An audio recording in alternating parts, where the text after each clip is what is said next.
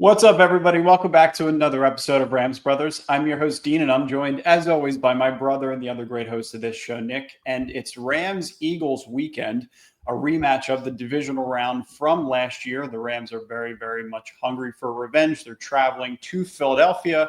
We're just in Tennessee, so some back-to-back East Coast action. Nick, is it true that you're actually heading this way to Philadelphia to watch the game this weekend? Yes. Tickets are insanely expensive. I don't know if we're going to make it into the game, but I think we are going to tailgate, and I'm looking forward to that. There's one thing that grinds my gear more than anything else. It's when I'm in SoFi and the other fans take over. And every time they play the Eagles, it's just loaded with Eagles fans, and you hear the chants and everything. So I wonder how it will be, like to be the outsider in that situation and be the fan coming into the Eagles house and making some noise. Hopefully that'll be a little fun.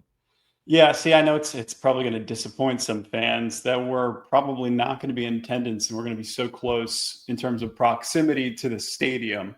But there's probably going to be 6 or 7 other Rams fans there in the link, so at least we'll be well represented. Now, if we could figure out a way to get tickets, we will be in the building. We're definitely going to tailgate, so we'll be in the atmosphere. We'll make sure to get some live content of Eagles fans streaming at us while we're just trying to enjoy a couple of drinks in the parking lot before the game. That should all be fun. Going to hang out with some family and friends. So looking forward to that, Nick. Most excited, really, just looking forward to you coming home and hanging out with you and watching the game with you and the family. Yeah. I'm the crazy one here. It's just me. So I watch it with my friends, and nobody understands my Rams fandom and why it's so intense. So when I'm home, I just fit right into the family tree, and everybody's crazy. Yeah, and in terms of Nick's craziness, if you've ever met Nick in person, you would see why this comparison makes sense. Tyler Higbee, right? So Tyler Higbee is announcing the graphic of the Rams and Eagles this weekend for the spread and the over-under total and the money line. So Rams are actually 3.5-point underdogs in Philadelphia. So give or take, Eagles get 3 points because they're at home, and then maybe an extra 0.5 because they're Super Bowl champions and really owned the Rams last year outright, right? Saquon just destroyed them on the ground in 2 separate games. Jalen Hurts was really impressive in both. A.J. Brown, Devontae Smith, it just seems like their offensive line talent, Jeff Stoutland, the way that they go about their schemes, their personnel groupings, their physicality up front, they deserve points. And they're 2-0, and they figure out ways to get victories. It just doesn't seem to matter how. They just figure out a way to get it done. Whether it's through the air, whether it's, that's going to be a lot of criticism. You're going to hear that from Philadelphia Eagles fans all week is like, the pass game. They got this pass game coordinator who's been promoted to offensive coordinator, and the pass game looks very much the same. We need to see new concepts. Still a very talented team. The Rams being 3.5-point underdogs, coming off of 2 pretty big victories against AFC teams. I think they proved their physicality and their toughness as well. But do you think that the spread is justified? And what are your thoughts? Yeah. What are your thoughts on the over/under as well? I think the spread is absolutely justified. It's in Philly. It's a really tough place to go to and play. The Eagles are the defending NFC and Super Bowl champions, so it makes a lot of sense that they would be favored. I think they look really beatable right now. Why don't you flash the what we just had on the screen one more time for me? Percentage of the money. Rams have 14%. Eagles have 86. Love to see that. I was scared about that with the Titans, but the Rams came through. But the Eagles are just in this spot right now that I just feel like is so prime for somebody just to kind of punch them in the mouth and shut them up, because they barely scrape by against Chiefs offense that has 0 running game and really is scraping things together with Pat Mahomes. They don't put up many yards on offense. They're boring. They're dinking it to Saquon to get down the field. Hurts is not throwing to A.J. Brown, and you can tell he's pissed about it, but he can't say anything because they're winning games. And it's just this weird, Philly internal civil war that they're always having. and they're winning, so everyone's going to shut up about it. But the moment that this card house takes a card out and falls, and if the Rams are able to be the ones that make this card house fall, I mean, that would just be spectacular, because it feels like they are close to falling, especially with Hurts, his performance last week against the Chiefs. Yeah, I mean, you would hope so. And I don't know if that's necessarily the case. They're very, very well coached. Sean McVay versus Nick Sirianni. Sean McVay obviously hasn't beaten Nick Sirianni yet in 3 attempts. This team is just, like I mentioned earlier, they figure out ways to get it done. And you can see Jalen Hurts' stats flashed on the screen, but he gets it done in 3rd and 7. He's able to take off. He's able to scramble. He's able to extend plays. We showed the A.J. Brown stats as well, 5 receptions for 27 yards against Kansas City, a long of 8 yards, and that's been his long this entire season. I would imagine that he's going to break that Rams game. So I just think that they can figure out ways. And one of the arguments, I was listening to Philadelphia local talk radio, a lot of fans were talking about how they like to disguise things early on in the season, and then they start to kind of open up their playbook as they get a little bit closer to the playoffs, and the pass game starts to open up a little bit more as well.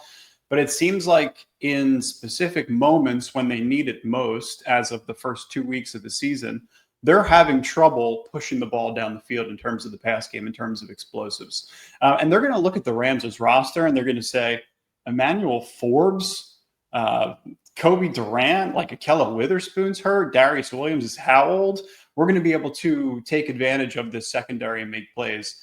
But it's the back end of the Rams' secondary and guys like Cam Kinchins and Quentin Lake and Cam Curl who are really playing good football, as well as the outside corners, even with Akella Witherspoon's injury. And Darius Williams against that tougher veteran talent and a guy like A.J. Brown is somebody that I almost trust just as much, if not more, than a guy like Akella Witherspoon. But I think the first 4 weeks of the season, Nick's really interesting. And you saw it over the first couple of weeks with the Cowboys and the Chiefs. But look back to last year for a second. You remember back what they did against the Falcons in the second week of the season and Kirk Cousins? Right. Yeah. Kirk wins. I think it was on a Monday night, or that was a primetime game, and he was able to drive down the field and get the W for the Falcons.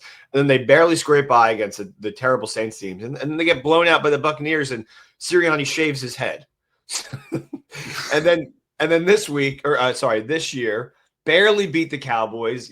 The Cowboys' best receiver is dropping amazing balls thrown to him by Dak, and then they barely beat the Chiefs, who are 0-2 right now, but also are a very formidable team. So, yeah, I mean, I feel like they're really due to drop one of these games, because it goes us and then it goes the Bucs, who the Bucs are just not afraid of the Eagles and have their number. So, I mean, there's a real world where the Eagles start 2-2 here after, Paradise. It seemed like everything was really good after the Super Bowl run, but it's also a world where there's truly a world where they're 4-0. I mean, yeah, flash the most hateable coach on the screen while I'm saying that. I mean, you got to give him his props. Sirianni, probably the best rah-rah coach that is, not calling Here's plays. I agree. Here's my counter argument to what you said about the head shaving thing. You know how many games they lost since that's happened? 0, right? Or 1? They lost one. Yeah, and it was because it was in December of last year against the Commanders, and it's because their quarterback got knocked out. Yeah, you can't make fun of it at this point, because this team consistently seems like they know how to figure out a way. Like we mentioned, McVay hasn't beaten Nick Sirianni in 3 attempts. McVay says that Nick Sirianni is the most disrespected head coach in the league. And Nick, here you are sitting making jokes about it. So two things. I think if you were to pool Eagles fans, honestly, and you'd be like, hey, poll. What was I say? Pool. If you were to put Eagles fans in a pool. In a pool. If you were to say, hey, Nick Sirianni for Sean McVay, straight up, do you make that deal? I think 9 out of 10. Okay, let's say you're pooling not drunk, or polling not drunk Eagles fans at the tailgate, and you're polling ones that have a semblance of a brain. I think they're going to say, yeah, I'd rather have Sean McVay over Nick Sirianni, honestly. Okay. And then 2, how does a grown man shaving his head going into a locker room full of adult athletes being like, guys, it's serious now. And it works. I feel like those two things are not like the fact that he shaved his head and the fact that they won all those games they do not connect. It doesn't matter. He did that Yeah. like on his own accord, and he was like, I gotta start taking my life more serious, and shaved his head. And like he didn't have like a talk with everybody about it. The good thing about the type of coach that Sean McVay is, because he's an offensive play caller, you don't have to worry about the carousel of coordinators every year, right? Like that's the benefit Right. of the what's the name of the head coach that doesn't call plays on either side of the ball? What do they call Well, those? they call him the rah-rah guy. That's what Regardless, it'll pop in my brain. But to have somebody who's an offensive coach that has a coordinator background, has coached different position groups, right. and can control the entirety of the team and build the culture, that's why people would opt to go to Sean McVay. But still, Nick Sirianni, what, 2 Super Bowl appearances in the last 3 years? 100%. Great roster. He's a very good coach. Yeah, he's got a great defensive coordinator. He's got arguably the best GM in football attached to him, and he also. I mean, I think some of the Sirianni hate is justified because he had calling duties and it was stripped away from him, and then and that's the season they go and win the Super Bowl with Kellen Moore, the now Saints head coach. So. I like that is a that was like as close as you can get to being fired right there.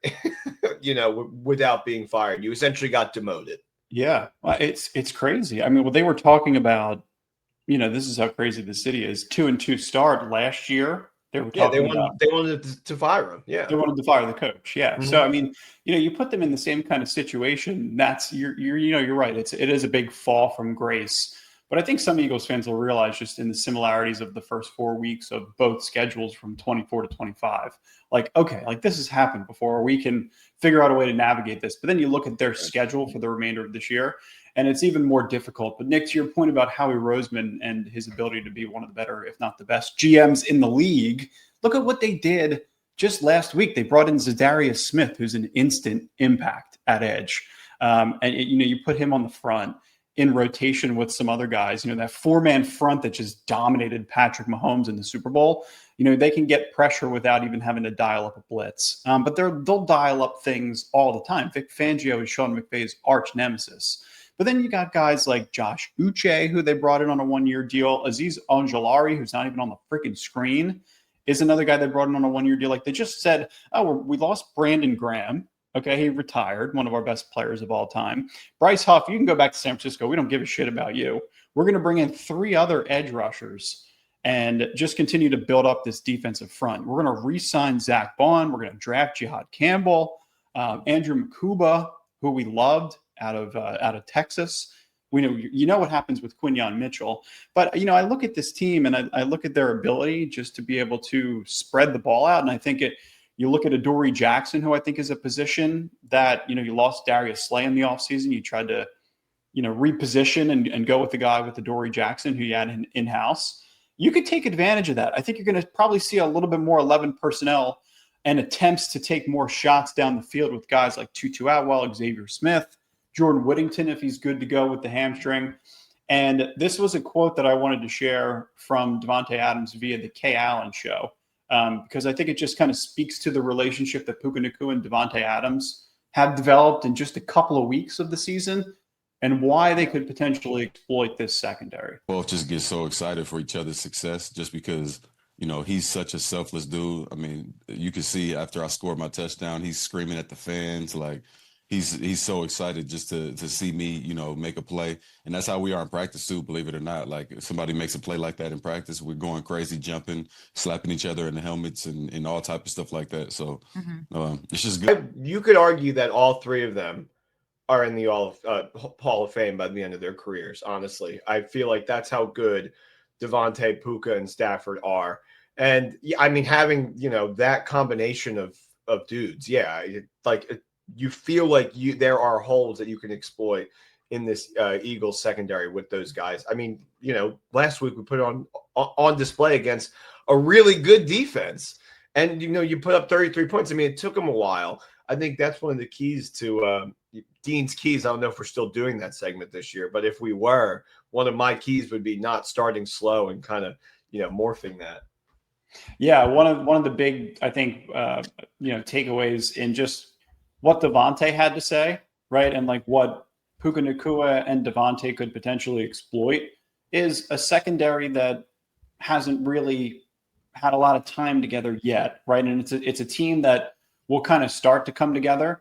I think they might find a potential replacement within that secondary, but we'll kind of see what happens. But the one thing I wanted to do was just reposition and look at our defense, right? Because like there's so many revenge opportunities in this game. Kobe Turner talked about how this has been a rematch that they've had circled after a playoff defeat since July of 21. This article that we're talking about here was published on the 21st of July. So this team has had this week 3 rematch circled for quite some time.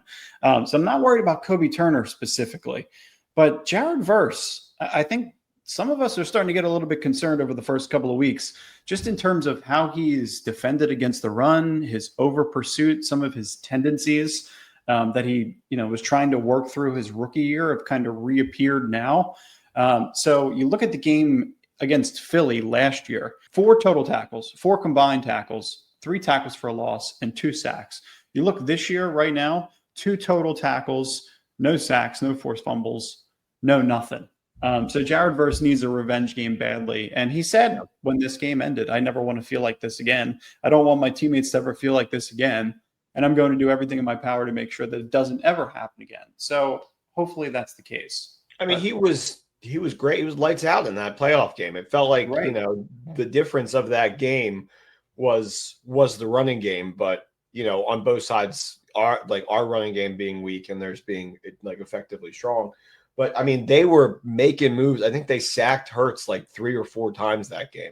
Yeah. Like that was, I mean, it really felt like, and then leading up to that, they destroyed Darnold. It felt like at that point we had the best defense in the playoffs. And then, the Eagles go and put on an amazing clinic in the Super Bowl of how amazing their defense was. But yeah, I mean, it's funny to see him there dapping up Saquon and, being happy about it. But that was a gut-wrenching loss for all Rams fans. It really felt like we were going to steal that one. It did. And, when you see Sean McVay after the game sitting there saying at the podium, we thought that we were going to walk away with a 1-point victory and we're going to be hosting an NFC Championship game. Like that was our only mindset in that game. Just to see him in his beanie covered in snow, soaking wet, saying that into the podium, you could tell there was an outrageous amount of disappointment throughout the entirety of the locker room. So it's a big revenge game, and I expect them to try and take advantage of as many opportunities as they possibly can, inclusive of that Rams' secondary, trying to figure out ways too to just get a little bit more explosive on the ground, find opportunities with lighter boxes, figure out well-timed shots, use your $10 million weapon in Tutu Atwell to stretch the field, draw some pass interferences, get some chunk plays. Those are going to be some things you got to really kind of take advantage of. And same thing that happened in the snow game. Defensive line really has to eat. So I don't think you mentioned this earlier that the Eagles fans believe that they save plays and schemes and concepts for later in the season using the playoffs. I don't believe teams actually do that. I think, people play with what they have and they use that all season. However, if you do subscribe to that mentality, last year, it felt like the Rams in certain cases played really like mean and tough and strong football against better opponents. I mean, look at the Vikings game when the Vikings were undefeated at SoFi last season. And then the Bills game also at SoFi last season where they just stepped up and played like lights out all 3 phases. And if there were to be a case to do that this season, right now is the first case. And, let's say hypothetically they were holding back in the scenario against 2 lesser offensive teams. Now would be the time to, just show everything that you have against the team. Put the Eagles and everybody in the NFC on watch that the Rams can really bring it. Yeah, I think that's a good example of why this rematch should be flexed to primetime. Like, why would it not be, right? Like, this is everything that every NFL fan should want to watch right now. Like these, I think in terms of the NFC, you got the Eagles, the Rams, the Bucks. Who else you Packers. put at the top? The Packers, the Lions. These are two of the better teams in the entirety of the league. I think it's just something that everybody kind of wants to watch right now. And one thing too that I think everybody's kind of going to be looking out at, and this is going to be another thing that they review in the offseason again, similar to what they did last year, but the tush push. Like Sean McVay was one that was advocating against keeping the tush push in the league. And you could just see like this example that I'm going to show you guys in a second. There's encroachment, there's offsides, there's false starts. Like the balls being snapped in the left guard and the right guard are firing forward before the ball is actually moving backwards. So like this is another thing that they're going to be watching out for. Like you could see it in this clip. Sean McVay is showing it to his good friend here in this clip. Look, you could see the left guard and the right guard firing off first. I'll play it again so you can take another look at it. But there's 3 defenders lined up in the neutral zone as well. So it's just like a very poorly officiated play. It's the only team that does it. And, that's why a lot of people are kind of starting to subscribe to the idea that the Eagles are a very boring and unfulfilling watch. And they'd rather watch other teams in primetime. I mean, it's just, it's like a rugby play. It's like I got to sit here and watch this rugby play. You're not supposed to push another player in football. You know what I mean? Right. Like, I don't know. Right. It was illegal, then they made it legal. It's stupid. They got their Super Bowl from it. I think it should be out of here. But I mean, maybe they're going to start calling it correctly and start, bring it. But Brady was saying this on the cast. It's hard to call, because there's just so many like it just happens so fast and they're all like this close to each other. So I don't know. It's I think the Eagles will probably take note of that though and do like a trickery version this week. It's like, oh, everyone's talking crap on the tush push. Well, look at this, and it's like not actually a tush push, and it's like I don't think they've ever. I don't think they've ever called a false start on a tush push. Like that would be one way to eliminate its effectiveness. Is instead of being in 4th and inches and guaranteeing a first down, if you go back and review the replay and there's a false start by the left or right guard, you're in a 4th and 5, and now you have to punt. So that's a way to negate it. I mean, if I were McVay, I would send that clip to the league and I would say, just keep your eyes on this as much as you possibly can, because we're going to need those advantages in Philadelphia. I think they are. I think they are doing that after how Brady talked about it on the cast. Yeah. I mean, we'll see. I think that this is going to be a really good game. It's going to be dependent on Matthew Stafford still being the top graded passer in the league. It's going to be dependent on the Rams hitting some explosives in the run game, and then also via the pass game, maybe via their weapon that they don't like to use, that they have on their roster that they brought back for a year. We'll see. Defensively, I have my eyes 100% on Jared Verse. Like this is Jared Verse's time to put some numbers on the box. Like let him like really kind of take over this game. Let him get a couple of sacks, play well against the run, talk his shit. He's back in Philadelphia, so people are going to be talking back at him. I would expect him to be highly motivated in this game. So all eyes on him. And then also special teams, do your job. They've been pretty, special teams have been pretty good. They've been good. Just do your job. Yeah. Nice and easy. I think it's time for everybody's favorite part of the week. I think it's time. Is it playing? Where is it? No, it played. It played. It did? Yeah. Oh, there we go. I saw it that time. Yeah. All right. Nick's Picks. We're back here on Nick's Picks with our first winning week of the season last week. We went 3 for 2. That Dolphins loss felt a little worse than it had to, ending the way that it did. Felt like they got the go-ahead touchdown. There was a flag. But we're still able to get on top thanks to my eclectic knowledge of those scrappy Colts. Dean's Locks, by the way, 2-0. So as much as it pains me and the Nick heads out there to say, Dean, we're going to have to ride with you on this week. And what do you like? It's a tough one. I wanted to go. My gut told me Puka Nacua anytime touchdown. But I think the Rams are going to win the game outright, to be honest with you. So I'm just going to take Rams money line. Wow. All right. Well, if Dean goes 3-0 here, I think we have to officially change the segment to Dean's locks at least for a week, and then I'll do hey everybody, welcome to Rams Brothers Pod. My name is Nick, and and we'll just completely reverse it. But yeah, we got a quick theme song for you guys, so let's just roll into that, and then we got the picks. All right. Just wanted to make sure we shared. Well, Dean's lock will be at the bottom of the screen. All right, cool. Yeah, All right, theme song. Where is it? It's somewhere in here. All right, let's do it. These are Nicky picks, these are Nicky picks. Dean will have a lock as well. These are Nicky picks, everybody join me now. Bet the house on the Rams winning Super Bowl. That's it. These are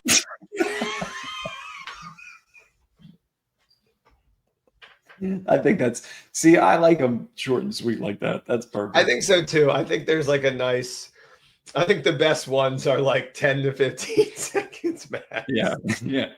That's all we need. That's That's perfect. I was in Target yesterday and they got all the Halloween stuff up. So I was like, let's just rip it. I know it's a little early, but whatever. No, you're fine. You're a month away. Yeah, basically. All right.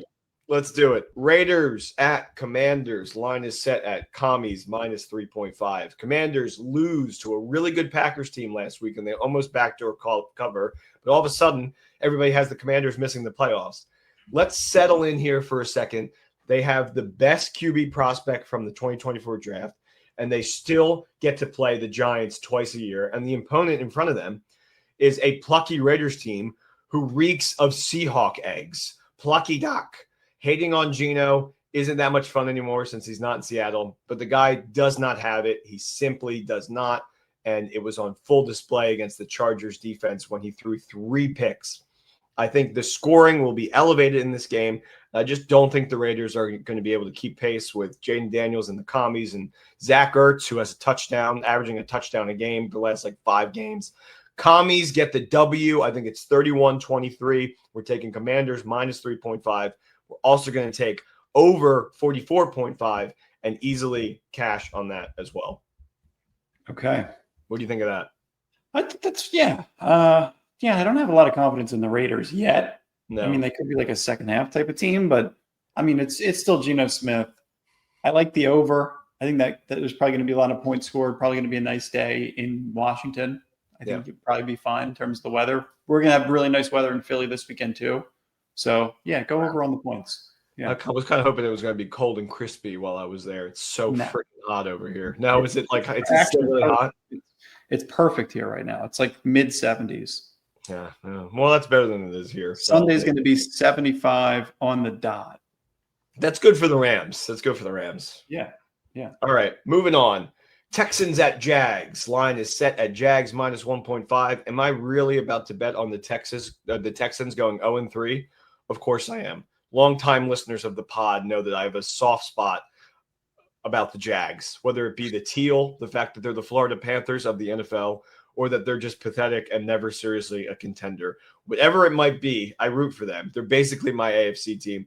I know a lot of people want to point to the turnovers last week when discussing their loss against the Bengals, but there were also big drops from the Jags receivers that just hit them in the numbers. I think the Jags should be 2-0 now, and I think we're getting value at that minus 1.5 because of it. I think the line would have been -3 if they had won that game like they should have. The Texans just look inept. I mean, we saw it in full display week 1. I was there. No touchdowns to show for it. On a big stage Monday night, they put up 2, so they have 2 total touchdowns on the entire season. Just not what you're looking for after Stroud's sophomore slump. I'm taking Jags, and I'm making the cat noise that they make in the stadium when the Jags score. You know what I'm talking about? Yeah, but I'm not doing an impression of it. 21-14 regular score. Jags win. Okay, so Jags minus 1.5. Jags minus 1.5. All right, cool. What's next? You don't want to try it? No. All right. No. I knew you were setting me up to try it, but I'm not doing it. All right, fine. Bengals at Minnesota Vikings. Line is set at Vikings -3. It's the Jake Browning versus Carson Wentz. All of the hashtag Nick heads know that I like to dive into pits of acid eyes first, aka find the worst game of the week and putting my actual hard-earned cash on it for the lols.